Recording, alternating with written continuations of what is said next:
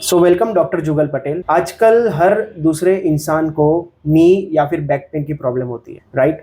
तो सबसे main question ये आता है कि ऐसी क्या कंडीशन होती है कि उनको इस प्रॉब्लम से जूझना पड़ता है?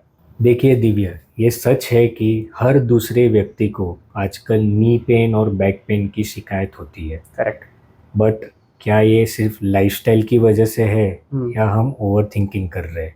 यस। लेकिन सच्चाई है ना, इन दोनों के बीच में है, कहीं छिपी हुई है। एक तरफ जहाँ पे हमारी लाइफस्टाइल जो काफ़ी बदल चुकी है, यस। जैसे कम एक्टिव रहना, हम्म। गलत तरीके से उठना बैठना, एक्सरसाइज को नज़रअंदाज करना, ओबेसिटी यानी वजन बढ़ना, और ऊपर से जंक फूड खाना, अच्छी सी नींद ना लेना और स्ट्रेस, ये सब चीज़ें है ना हमारी मांसपेशियां और हड्डियों पर है ना सीधा दबाव डालती है। और सिक्के के दूसरे पहलू को समझना है तो लोग पहले क्या बोलते थे, चलो ना ये दर्द है, ठीक हो जाएगा, ये सोच के इग्नोर कर देते थे। करेक्ट। बट आज इंटरनेट के ज़माने में आज वही दर्द एक आर्थराइटिस का दर्द बन गया है। तो कहीं ना कहीं हम थोड़ा सा ओवर थिंकिंग भी कर रहे हैं। ओके। तो मेन हमारा जो ये इशू है, जो नी पेन और बैक पेन लोगों को अक्सर होता है, ये हमारे आज मॉडर्न लाइफस्टाइल की देन है। और थोड़ी थोड़ी हमारी ओवर थिंकिंग भी है जो उससे बढ़ाती है। तो हमें यही समझना है कि हमें वो दर्द को समझना जरूरी है, ना ही उससे हमारी जिंदगी ऊपर हावी होना। ये सबसे बड़ी गलती हम करते हैं। तो आपने एक अर्थराइटिस का टर्म यूज करा था, तो आप हमारे ऑडियंस के लिए थोड़ा संक्षिप्त में बता दीजिए कि अर्थराइटिस मतलब क्या होता है? आर्थराइटिस मतलब सही भाषा में या लेमन टर्म में समझना, तो ये हमारे जो जोड़ होते हैं, specially knee joint, hip joint, shoulder joint, उनका डीजनरेशन होना। ठीक है, डीजनरेशन के कारण बहुत से हो सकते हैं। एज रिलेटेड डीजनरेशन भी होता है, और या कहीं हमें कोई बीमारी है, जैसे रूमेटॉइड आर्थराइटिस हो, एंकाइलोजिंग स्पॉन्डिलाइटिस हो, यूरिक एसिड के वजह से आर्थराइटिस हो, तो ये सब चीज़ें हमारे जॉइंट्स को डीजनरेट करता है, उनके कार्टिलेज को थिन आउट करता है, जिससे बोन एक्सपोज हो जाते हैं और धीरे धीरे इनमें डिफॉर्मिटी होती है। अगर समझना है तो मैं आपको इस पे समझा सकता हूँ। ये हमारा नॉर्मल नी जॉइंट है, ठीक है, ये फीमर बोन है और ये टिबिया बोन है, और इन दोनों के बीच में जॉइंट बनता है। और एक जॉइंट पटेला बोन और फीमर बोन के बीच में होता है। जॉइंट हमेशा ट्राई कंपार्टमेंटल होता है, एक कंपार्टमेंटल मीडियल, दूसरा लेटरल, और एक यहाँ पे होता है वो सबसे इम्पोर्टेंट मीडियल और लेटरल कंपार्टमेंट। जैसे जैसे उम्र बढ़ती है या हमें कोई बीमारी होती है, जैसे मैंने कहा रूमेटॉइड आर्थराइटिस हो या कोई और तरह की इन्फ्लामेटरी आर्थराइटिस जिसे हम बोलते हैं, तो ये जो कार्टिलेज लेवल जो ब्लू कलर का आपको जो दिख रहा है ना, ये एक बॉडी बोन का क्यूशन होता है, और ये जो मिनिस्कस है ये जॉइंट्स के क्यूशन होते हैं। ये पहले डीजनरेट होते हैं, पहले उनका वेर एंड टेयर होता है, धीरे धीरे ये खत्म होते हैं, पतले हो जाते हैं। तो उससे क्या होता है, जो क्यूशन इफेक्ट है वो खत्म हो जाता है। फिर ये बोन अपने आप पे रब होना शुरू हो जाते हैं, उनमें डिफॉर्मिटी होना शुरू हो जाती है। फिर धीरे धीरे जो ये सीधा बोन है,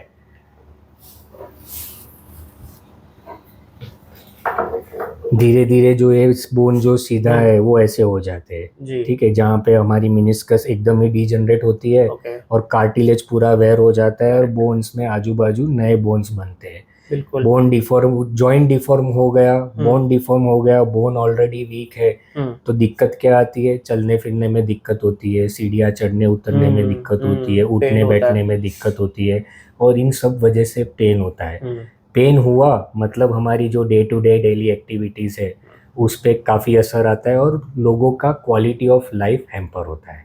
करेक्ट। ओके जी। अभी हमने जाना कि कैसे पेन होता है और किस वजह से पेन होता है, राइट? तो ऐसी कौन सी 3 चीज़ें हैं कि जिससे कि हम इस चीज़ को अवॉइड कर सकते हैं, या फिर अगर उसकी प्रोसेस शुरू हुई है तो हम आगे जाके ये चीज़ ना आए, तो ऐसी कौन सी 3 चीज़ें जो कि जनरली एज अ आम इंसान, कॉमन मैन को ध्यान रखनी चाहिए? सबसे पहली चीज़ है अपनी लाइफस्टाइल बराबर रखो, एक्टिव रखो। ठीक है, सीडेंटरी लाइफस्टाइल अपनी arthritis, knee pain, back pain को बढ़ा सकती है।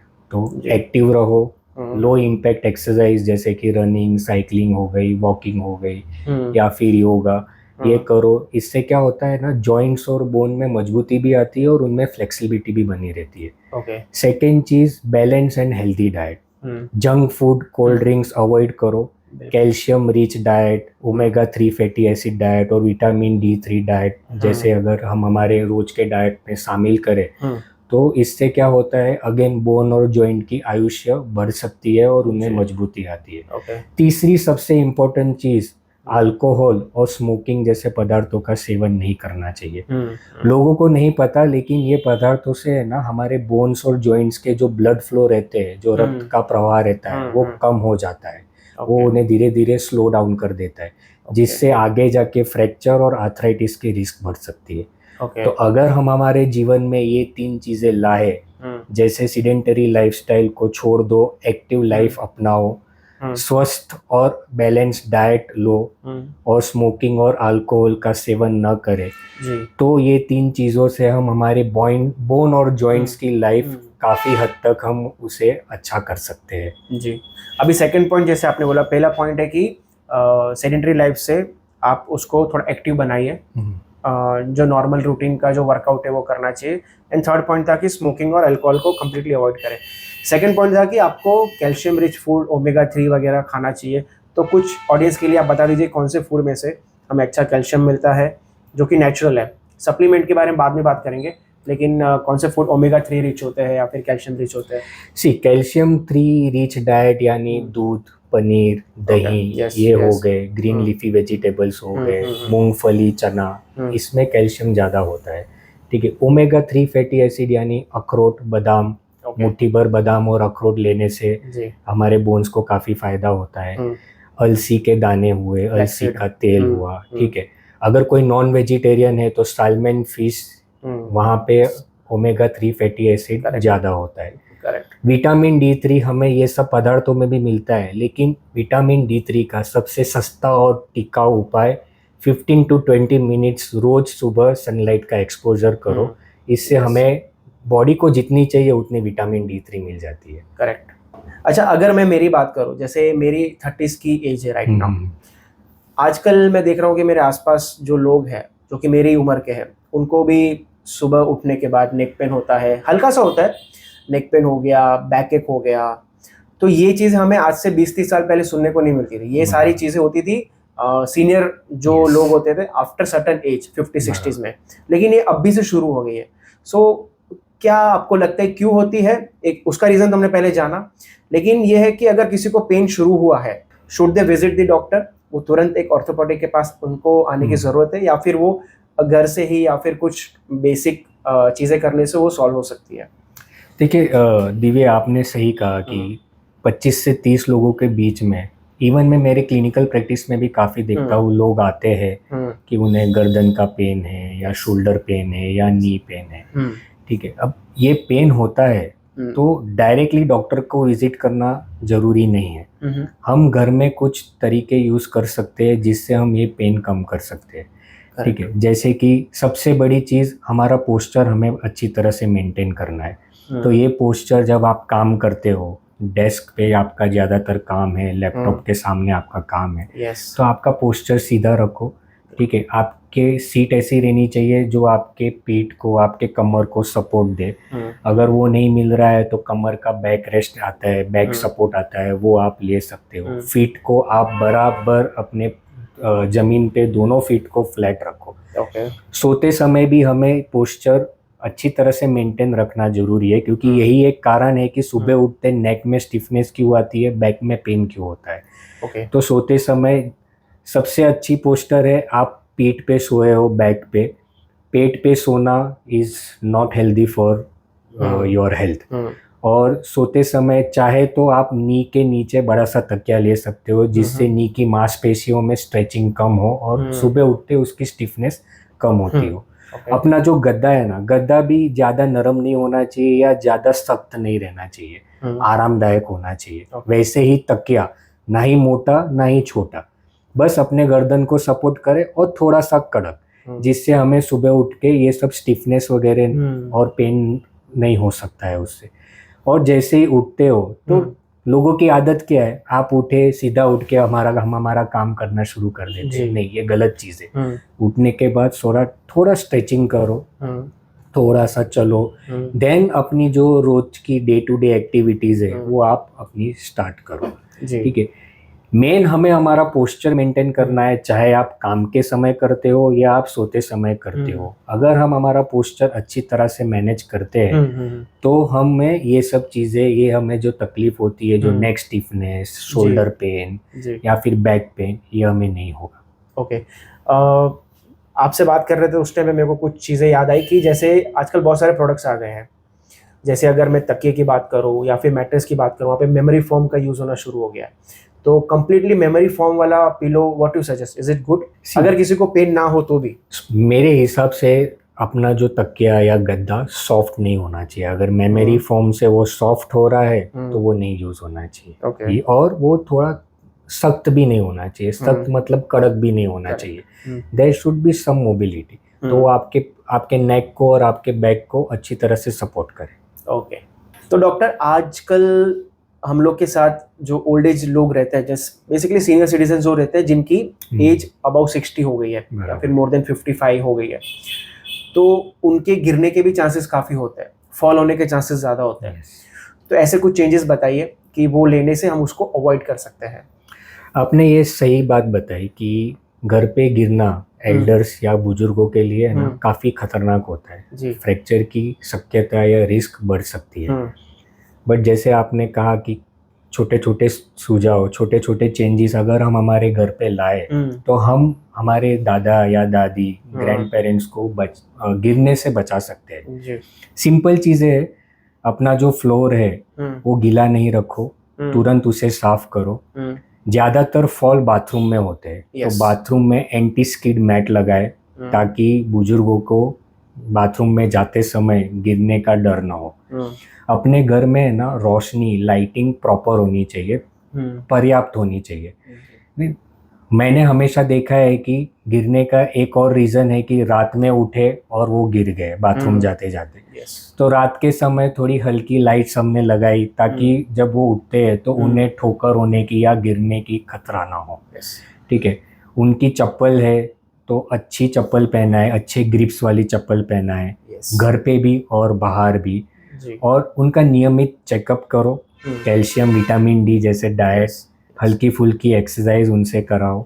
ठीक है, और दूसरी चीज़ जो चेयर और अपनी बेड होती है उनकी हाइट भी ऐसी होनी चाहिए कि हमारे एल्डर्स के लिए वो आरामदायक। देखिए वो शाहरुख खान का डायलॉग है ना, सेनोरिटा, छोटे छोटे देशों में बड़ी बड़ी बातें होती है। तो वैसे ही अगर हम हमारे घर में छोटे छोटे बदलाव लाए तो ये बड़े बड़े हादसों को हम टाल सकते हैं और हमारे एल्डर्स की सेफ्टी हम सुनिश्चित कर सकते हैं। जी जी, बिल्कुल करेक्ट, बिल्कुल सही कहा आपने डॉक्टर। ऐसे बहुत सी चीज़ें हैं जो कि हम लोग रोज़मर्रा की ज़िंदगी में देखते हैं, जैसे कि जिम करते वक्त या स्पोर्ट्स खेलते वक्त किसी को अचानक से लिगामेंट का प्रॉब्लम आ जाना या फिर कुछ ना कुछ बोन्स के रिलेटेड इशू आ जाते हैं, तो उसको कैसे हम अवॉइड कर सकते हैं, प्लस अगर ऐसी कौन सी चीज़ें हैं कि जिन्हें वो एक ऑर्थोपेडिक पेशेंट बना सकता है, तो क्या चीज़ें ध्यान रखनी चाहिए बेसिकली जिम करते वक्त या स्पोर्ट्स खेलते वक्त? ठीक है, देखिए स्पोर्ट्स और जिम करते वक्त जो सबसे बड़ी गलती आजकल लोग करते हैं वो वार्म अप को वो लोग मजाक समझते हैं। देखिए हमें ये समझना है कि आप कोई भी एक्सरसाइज करो जिम में या आप स्पोर्ट्स खेलो, जितना जरूरी प्री स्पोर्ट्स या प्री एक्सरसाइज वार्म अप है उतना ही जरूरी एक्सरसाइज के बाद कूल डाउन होना और स्ट्रेचिंग करना।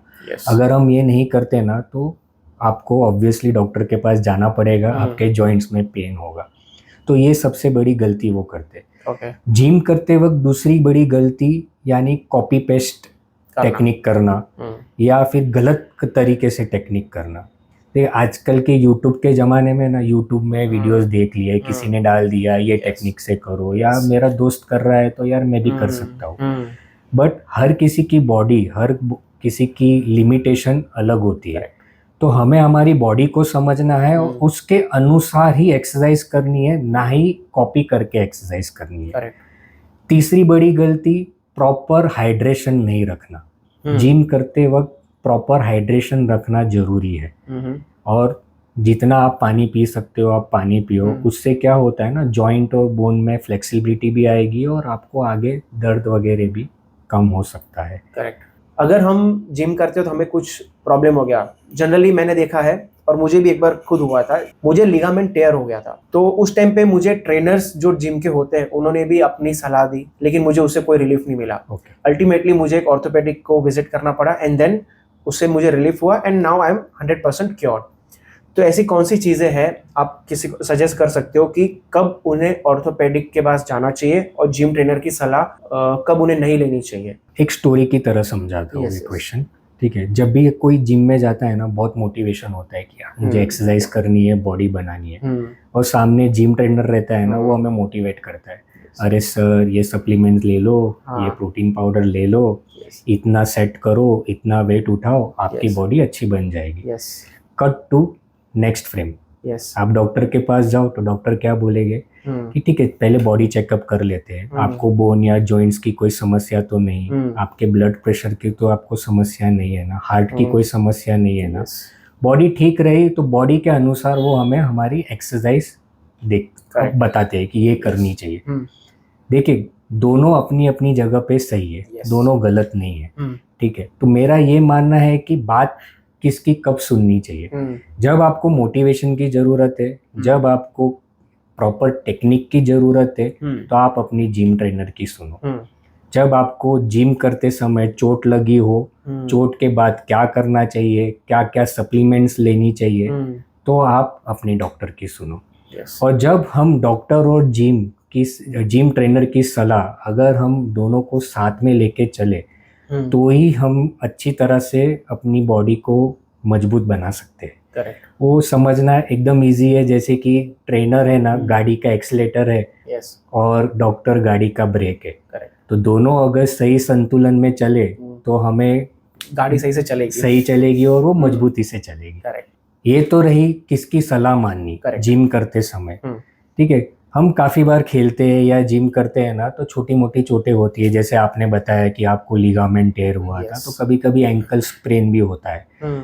तो जब इनिशियली ऐसी कोई चीज़ें होती है, जैसे अगर आपको एंकल स्प्रेन या लिगामेंट पेन हुआ जिम करते समय या स्पोर्ट्स खेलते समय, तो घर के लिए है ना एक सबसे अच्छा फॉर्मूला है, उसे हम राइस थेरेपी बोलते हैं। राइस यानी आर यानी रेस्ट, मतलब कि आपको लगा आप थोड़ा सा रेस्ट करो, एक्सरसाइज मत करो और जो भी आप स्पोर्ट्स खेल रहे हो बंद करो।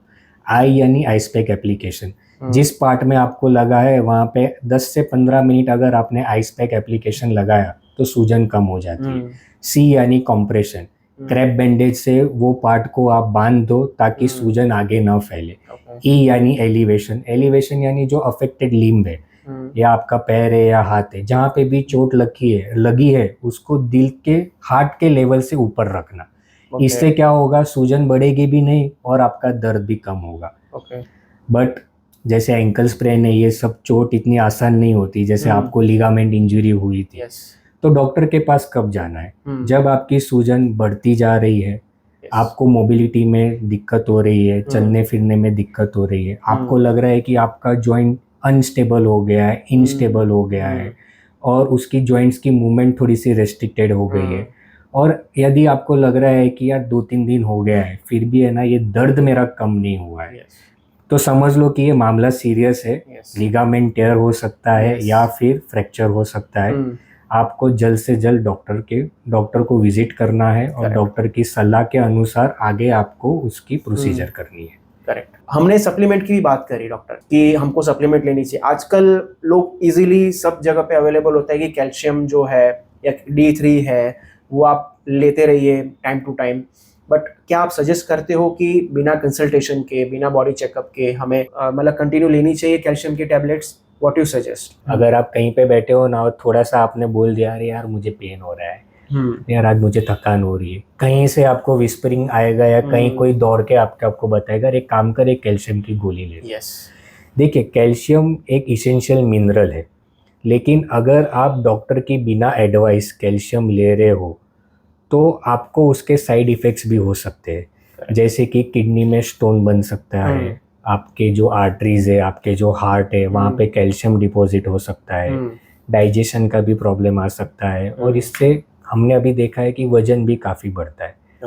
तो अगर आपको कैल्शियम सप्लीमेंट लेना ही है तो विस्परिंग से मत लो, डॉक्टर की एडवाइस से लो, क्योंकि हर एक बॉडी के लिए कैल्शियम डोज अलग अलग होता है, जो आपको आपके डॉक्टर ही सही एडवाइस से बता सकते हैं कि आपको कितने चाहिए। यंग पेशेंट में कैल्शियम की मात्रा कम लेनी रहती है, ओल्ड में थोड़ी ज़्यादा रहती है। अगर आपको कोई तकलीफ हो, कोई मेडिकल कंडीशन हो, तो वहाँ पे आपका कैल्शियम का डोज वेरिएट होता है। तो मेरे हिसाब से, मेरी राय से, डॉक्टर के ही सलाह से आपको कैल्शियम की दवाई लेनी चाहिए, गोली लेनी चाहिए।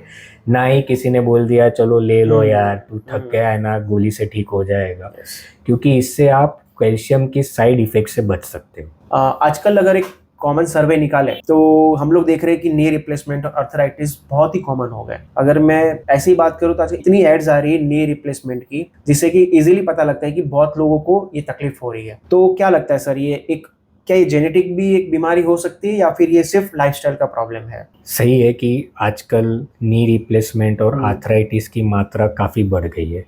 बहुत से कारण हैं, जेनेटिक भी है, लाइफस्टाइल भी है। जेनेटिक की बात करो तो अगर किसी को फैमिली में आर्थराइटिस का इशू है या किसी की फैमिली में आर्थराइटिस का प्रॉब्लम है, तो हो सकता है कि फैमिली में वो आए। लेकिन मेरे ओपिनियन में सबसे ज़्यादा हमारी लाइफस्टाइल है, जिसके वजह से ये आर्थराइटिस का प्रॉब्लम आज काफ़ी कॉमन हो चुका है। ठीक है, मैंने आगे भी बात की है लाइफस्टाइल, जैसे सीडेंटरी लाइफस्टाइल, ओबेसिटी, वजन बढ़ना। ओबेसिटी यानी वजन बढ़ेगा तो आपके घुटनों पे सीधा असर आता है। कैल्शियम, विटामिन डी की कमी, फिर गलत पोस्चर से उठना बैठना, ये सभी हमारे नी में दबाव करते हैं, कार्टिलेज थिन आउट होता है और आर्थराइटिस बढ़ता है। ठीक है, दूसरा कारण जैसे मैंने आगे भी बताया कि बहुत ज़्यादा अवेयरनेस भी हानिकारक है, वैसे भी अच्छी चीज़ों के लिए अगर अवेयरनेस हो तो हमारे लिए वो उपयोगी भी है। तो आजकल लोगों का अवेयरनेस भी बढ़ गया है कि आर्थराइटिस जैसी बीमारी है और उसके इलाज भी हमारे पास उपलब्ध है, और लोगों की अपेक्षा भी बढ़ गई है। अभी पहले जैसे नहीं रहा कि चलो ठीक है यार, नी पेन हो रहा है ना, आर्थराइटिस हो गया है, ये तो बुढ़ापे की निशानी है, अभी कितना जीना है। आजकल लोगों को अपनी क्वालिटी ऑफ लाइफ भी एंजॉय करनी है, उनको इंडिपेंडेंट रहना है, किसी के ऊपर डिपेंडेंट नहीं रहना। तो ये उपयोगी अवेयरनेस जो मैं बोलता हूँ, जो अच्छी चीज़ है अवेयरनेस, वो बढ़ी है। और दिलचस्प बात आपको ये बताऊँ दिव्या, कि हमारी लाइफ एक्सपेक्टेंसी भी बढ़ी है। आज लोग ज़्यादा जी रहे हैं। एवरेजली मैं बोलूँ तो 80 ईयर्स तक तो सबकी एज हो गई है। तो हम जितना ज़्यादा जिएंगे उतना एल्डरली पॉपुलेशन बढ़ेगा और उतना ही आर्थराइटिस की शिकायत बढ़ेगी। तो यही सब रीज़न है कि ना ही इंडिया बल्कि ऑल ओवर वर्ल्ड आर्थराइटिस इतना कॉमन क्यों हो गया। अब सेकेंड क्वेश्चन, नी रिप्लेसमेंट, तो उसका सबसे पहला रीज़न, अगर पेशेंट बढ़ेंगे तो ऑब्वियसली नी रिप्लेसमेंट भी बढ़ेगी। लेकिन मुझे ऐसे लगता है कि पेशेंट की बढ़ने की वजह नी रिप्लेसमेंट की बढ़ने की वजह नहीं है। आज मेडिकल साइंस में इतना एडवांसमेंट हुआ है, जैसे सर्जिकल टेक्निक में एडवांसमेंट आ गई है, रोबोटिक नी रिप्लेसमेंट आ चुका है, ठीक है, पार्शियल नी रिप्लेसमेंट आ चुका है। फिर इम्प्लांट में भी काफ़ी अच्छी टेक्नोलॉजी आ गई है कि जैसे हम कोई घुटना नी डाले, नी रिप्लेस करे, तो उनकी लाइफ आज 25 to 30 ईयर्स हो गई है। सर्जन्स की सर्जिकल स्किल्स भी बढ़ गई है। फिर रिहेबिलिटेशन प्रोटोकॉल्स भी अच्छे हो गए, हॉस्पिटल्स में ऑपरेशन थिएटर्स भी अच्छे हो गए।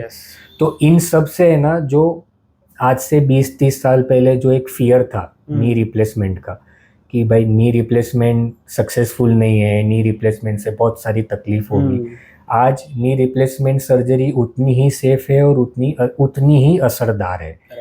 आजकल डॉक्टर हम लोग देख रहे हैं कि लोगों की डेस्क जॉब ज़्यादा हो गई है, स्पेशली अगर हम IT इंडस्ट्री की बात करें तो ऑलमोस्ट उनकी 9 to 5 तो सिर्फ बोलने के लिए रहता है, लेकिन 10 आवर्स का उनका सिटिंग जॉब रहता है, राइट, जिसकी वजह से काफ़ी सारे सीडेंटरी प्रॉब्लम्स उनको शुरू हो गए आना, जैसे कि स्पाइन में प्रॉब्लम आना, गर्दन में प्रॉब्लम आना, हड्डियों के जॉइंट्स में प्रॉब्लम आना।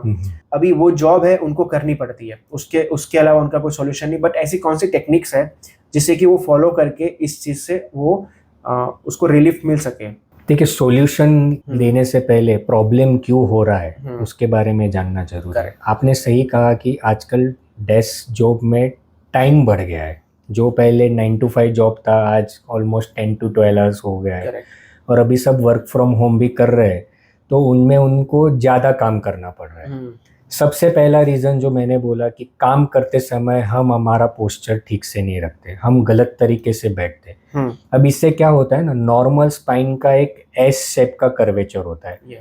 अब हम जब गलत तरीके से बैठते हैं, गलत पोस्चर से बैठते हैं, तो ये जो नॉर्मल स्पाइन का कर्वेचर है ना कहीं लॉस्ट हो जाता है। अब ये लॉस्ट हुआ मतलब क्या है, आपके जॉइंट्स पे, आपके स्पाइन के जॉइंट्स पे, डिस्क पे आपको प्रभाव आएगा। वहाँ पे डिस्क हर्निएशन का चांसेस हो सकता है, जिससे नस पे दबाव आएगा, आगे जाके मांसपेशियां में भी कमजोर हो सकती है। तो ये कारण है। अब कारण समझो तो सॉल्यूशन भी हमें तुरंत मिल जाए। सॉल्यूशन छिपा है अर्गोनॉमिक्स पे। सिंपल चीजें हैं, डेस्क जॉब है तो हमें हमारा पोस्चर ठीक रखना है।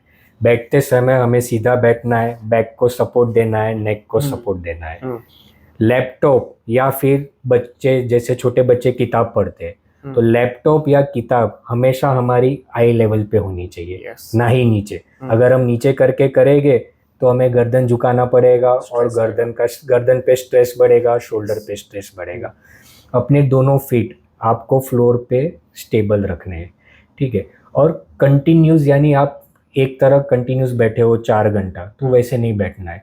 हर 45 से 60 मिनट्स के बाद आप थोड़ा उठो, थोड़ा चलो, थोड़ा स्ट्रेचिंग करो, कॉफी ब्रेक लो, पानी पियो, जाके लोगों से बात करो। इससे 2 चीज होगी, एक तो माइंड का स्ट्रेस भी आपका जाएगा और आपके बॉडी को भी एक अच्छा लगेगा। ये सब चीजें अगर हमने डाल दी, और साथ ही मैंने आपको बोला कि हाइड्रेशन आपका अच्छा होना चाहिए, आपका डाइट अच्छा होना चाहिए, और सबसे जरूरी जो हम भूलते हैं, स्लीप आपकी जो नींद है आपकी पर्याप्त होनी चाहिए। नींद अगर आपकी अच्छी हुई तो आप दूसरे दिन फ्रेश होगे, उतने ही आप स्फूर्ति से, उतने ही एंथुजियाज्म से आप काम करोगे। तो ये सब चीज़ें अगर हम हमारे रोज के जॉब में अगर हम करेंगे तो हमें ये back pain, shoulder pain, neck pain का इशू नहीं होना चाहिए। अच्छा, ज्यादा देर बाइक या कार चलाने से भी वही सेम इश्यूज लोग फेस करते हैं, तो डू यू थिंक कि वही सेम चीज है उसका रीजन? हाँ, सेम रीजन है। वही है, जब गाड़ी चलाते समय गाड़ी की सीट ऐसे रखो कि आपको बैक को पूरी तरह सपोर्ट दे।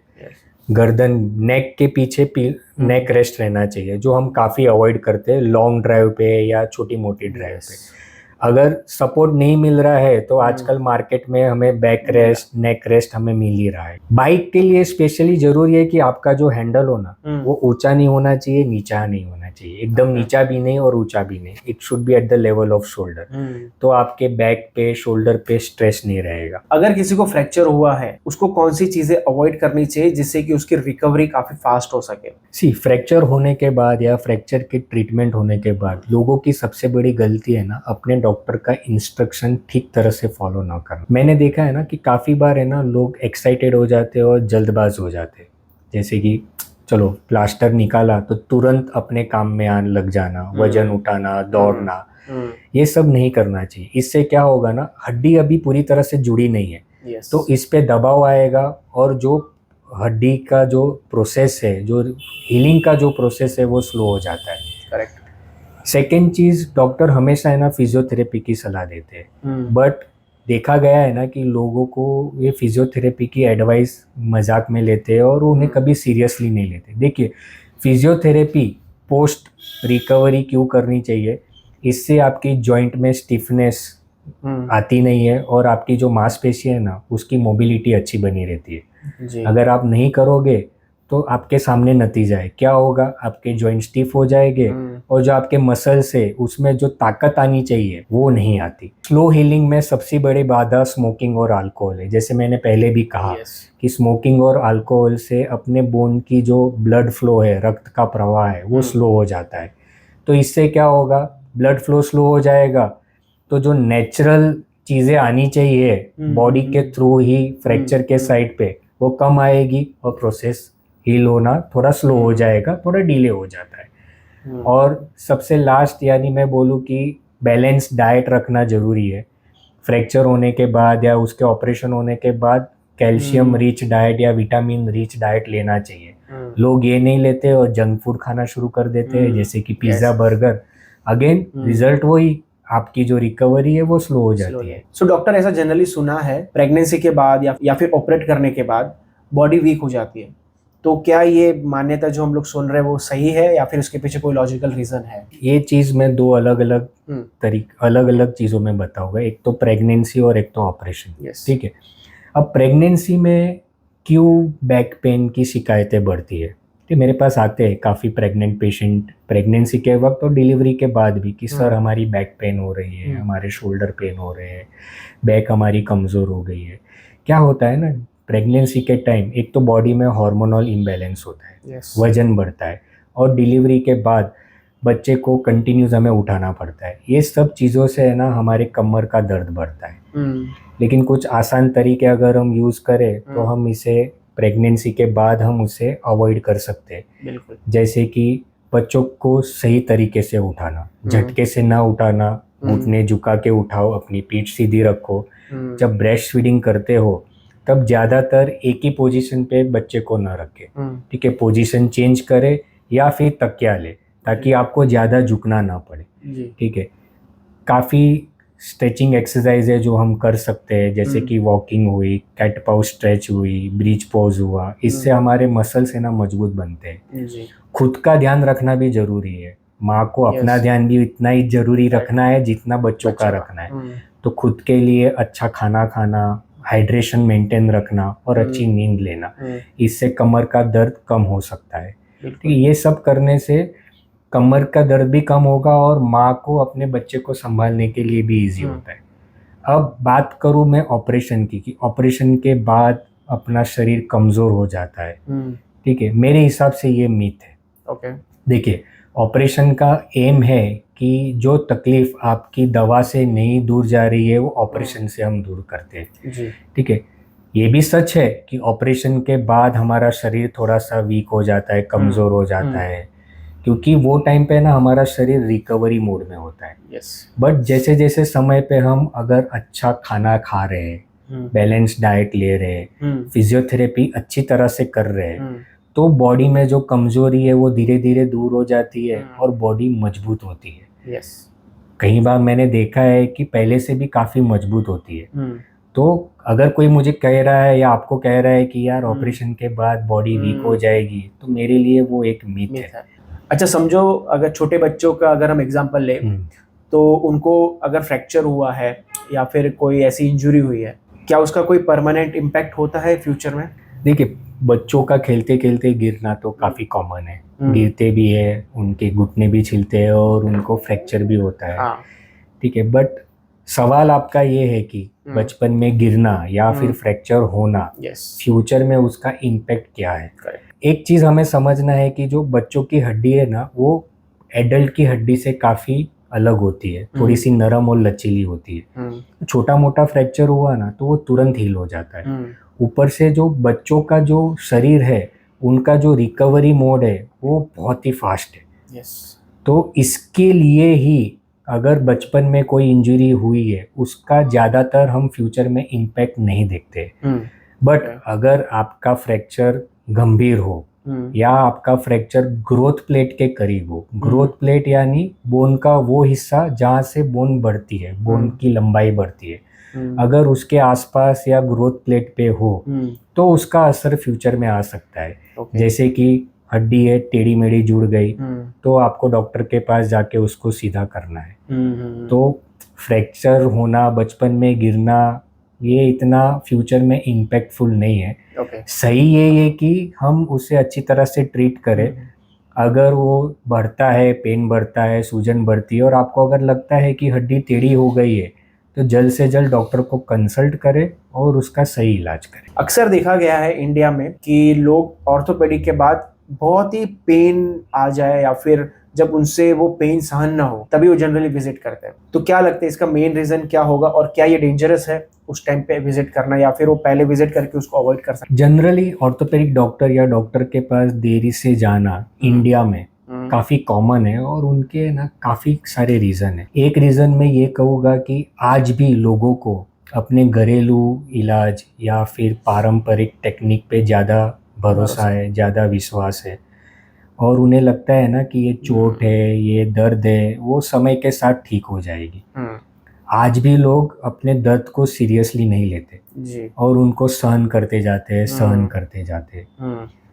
एक और फैक्टर है डर। लोगों को ये डर है कि अगर मैं डॉक्टर के पास गया और उन्होंने अगर ऑपरेशन के बारे में बताया तो, और स्पेशली ऑर्थोपेडिक्स डॉक्टर के पास जाना यानी लोगों को ऐसा लगता है कि फाइनेंशियल स्ट्रेस आ जाएगा अगर उनके पास कोई अच्छी इंश्योरेंस पॉलिसी ना हो। ठीक है।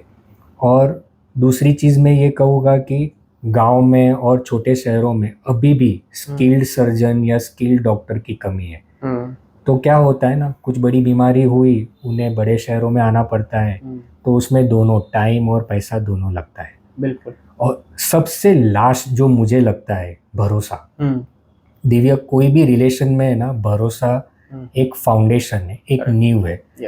भरोसा जैसे हस्बैंड वाइफ में होना चाहिए, फ्रेंड्स में होना चाहिए, वैसे ही भरोसा डॉक्टर और पेशेंट के रिलेशनशिप में होना चाहिए।